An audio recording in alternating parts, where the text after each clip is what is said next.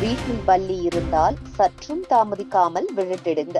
அதன் மறுபக்கம் தெரிந்தால் அருவருப்பின் உச்சத்துக்கே போயிருவீங்க. பல்லி என்றாலே பலருக்கும் வெறுப்பு மற்றும் பயம். சுவரில் அது நம் அருகே ஊர்ந்து வரும்போதோ, ஒரு மூலையில் திடீரென கத்திக்கொண்டு ஓடும் போது சில நொடிகள் நம்மை முடக்கி போட வைக்கும். அதோடு அதிசயமானதும் கொஞ்சம் கொஞ்சமா அருவருப்பூட்டும் சில உண்மைகள் இருப்பதை நீங்கள் அறிந்தால் இன்னும் ஆச்சரியமடைவீர்கள். தோலை உரித்த பின்பும் அதை தானே சாப்பிடும் பல்லி உங்கள் வீட்டில் இருக்கிறது என்றால் வியப்பாக இருக்கலாம்.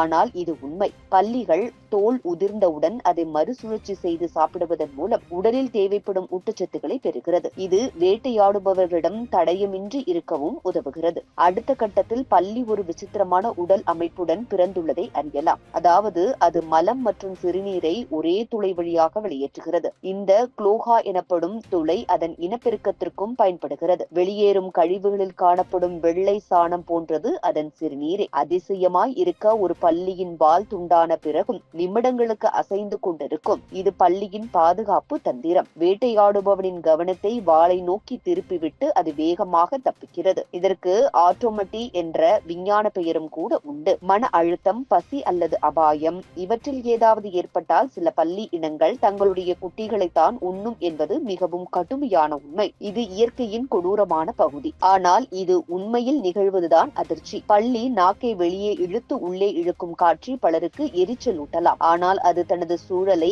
வாசனை மூலம் புரிந்து கொள்ளும் நுட்பம். நாக்கை வெளியே இழுத்து காற்றை நக்கி மண்ணில் உள்ள தகவல்களை உணர்கிறது. இதனால்தான் பல்லிகள் இரையை தேடுவதிலும் வேட்டையாடுபவர்களையும் உணர்வதிலும் வல்லவர்கள். அதிலும் சுவாரஸ்யம் என்னவென்றால், பல பல்லிகள் தங்கள் குட்டிகளுடன் வாழ்கின்ற இடங்களில் கூட அவர்களையே உணவாக்கும் நிலைக்கு செல்வது இயற்கையின் சிக்கலான நடைமுறையை காட்டுகிறது.